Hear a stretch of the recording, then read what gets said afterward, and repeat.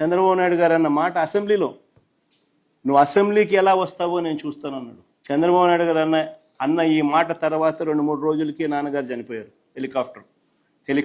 Helicopter accident. విన్నారు కదండి జగన్మోహన్ రెడ్డి ఏ రకంగా నటిస్తున్నాడో. అమాయకమైన ఫేస్ పెట్టుకొని ఎవరైనా ఫస్ట్ టైం వింటే కనుక నిజమే కదా జగన్మోహన్ రెడ్డి చెప్పింది అని అంటారు.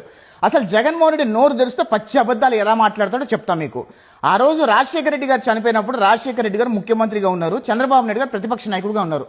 అసెంబ్లీలో ప్రతిపక్ష నాయకుడిగా ఉన్న హోదాలో చంద్రబాబు నాయుడు గారు నిన్ను ఇంకోసారి ప్రజలు గెలిపించరు, నువ్వు అసెంబ్లీకి రానియకుండా మేము పోరాడతామని అన్న మాటకి ఇప్పుడు జగన్మోహన్ రెడ్డి తిమ్మిన్ బొమ్మిన్ చేసేసి ఏదో చంద్రబాబు నాయుడు గారు అన్నంత వరకే రాజశేఖర రెడ్డి గారు చనిపోయారు హెలికాప్టర్లో అని అర్థం వచ్చేలా మాట్లాడుతున్నాడు.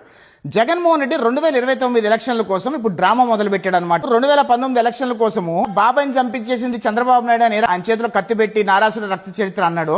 ఇప్పుడు 2029 ఎలక్షన్లు కూడా రాజశేఖర రెడ్డి గారిని చంపించేసింది చంద్రబాబు నాయుడు అని చెప్పి ప్రజలు నమ్మించే ప్రయత్నం చేస్తున్నాడు జగన్మోహన్ రెడ్డి. రాజశేఖర రెడ్డి గారు చనిపోతే ఆయన శవం దగ్గర ప్రతి ఎమ్మెల్యేలతో సంతకం పెట్టించుకొని ఆయన ముఖ్యమంత్రి అయిపోవాలని ప్రయత్నం చేసిన వ్యక్తి సోనియా గాంధీ గారి కాళ్ళ మీద పడితే నువ్వు ముఖ్యమంత్రికి అర్హుడువే కాదు, నువ్వు నర్రూప రాక్షసుడివే అని చెప్తే ఆ రోజు సోనియా గాంధీకి ఎదురు తిరిగి సోనియా గాంధీయే రాజశేఖర రెడ్డి గారిని చంపేసింది అని అన్నారు.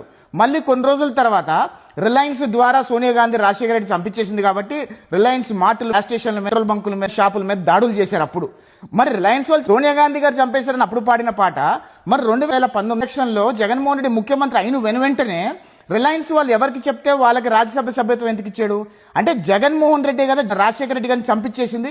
ముఖ్యమంత్రి కుర్చీ కోసం కన్న తండ్రిని చంపించేసి ఈ రోజు మళ్ళీ బయటకు వచ్చి ఎలక్షన్ల కోసం రాజకీయాల కోసము చంద్రబాబు నాయుడు గారు చంపేశారని చెప్పి ఎంత వికృత రాజకీయాలు చేస్తున్నాడో రాష్ట్ర ప్రజలందరూ గమనించండి.